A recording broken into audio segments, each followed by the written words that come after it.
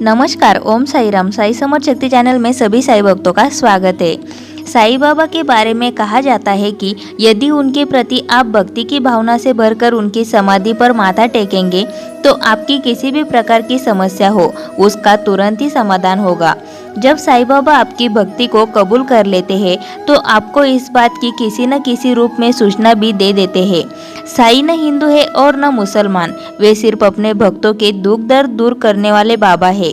साई बाबा का स्पष्ट संदेश है कि यदि तुम मेरी ओर देखोगे तो मैं तुम्हारी ओर देखूंगा। मेरे भक्त को जीवन में किसी भी प्रकार का कष्ट नहीं होने दूंगा। अपने भक्तों के कष्ट दूर करना कोई चमत्कार नहीं है, लेकिन उनके भक्त इसे चमत्कार ही मानते हैं। साई बाबा ने अपने जीवन काल में कई ऐसे चमत्कार दिखाए जिससे कुछ लोगों ने उनको राम का अंश जाना तो कुछ ने श्याम का।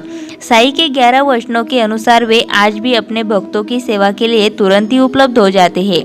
आओ जानते हैं साई बाबा के ऐसे ही कुछ कार्य जिनको माना जाता है चमत्कार। दामोदर को सांप ने काटा। दामोदर को सांप के काटने और साई बाबा द्वारा किसी भी प्रकार के तंत्र मंत्र दवा औषधि आदि के बगैर उसके शरीर से जहर का बूंद बूंद बाहर टपका देने की चर्चा सारे गांव में हो रही थी। लोगों ने द्वारका माई मस्जिद में आकर साई बाबा को उनके कंधों पर उठा लिया और उनकी जय जयकार करने लगे।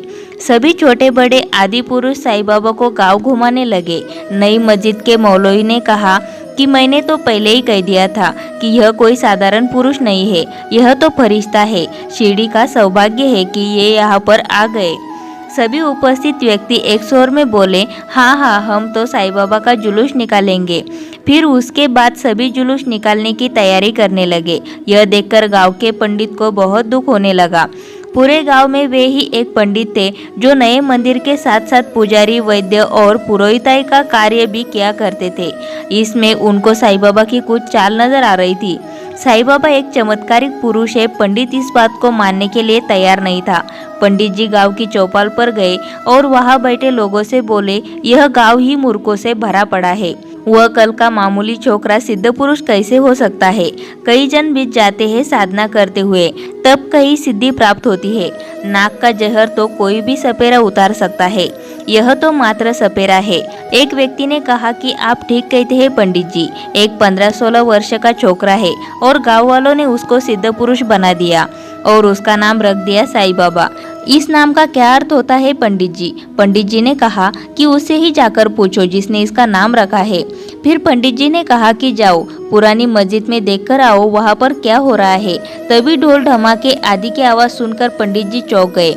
उन्होंने देखा सामने से साई बाबा की शोभा यात्रा जय जयकारे के साथ आ रही थी। एक पालकी में साई बाबा विराजमान थे। पंडित जी यह देखकर हैरान थे। दामोदर और उनके साथियों ने पालकी अपने कंधे पर उठा रखी थी।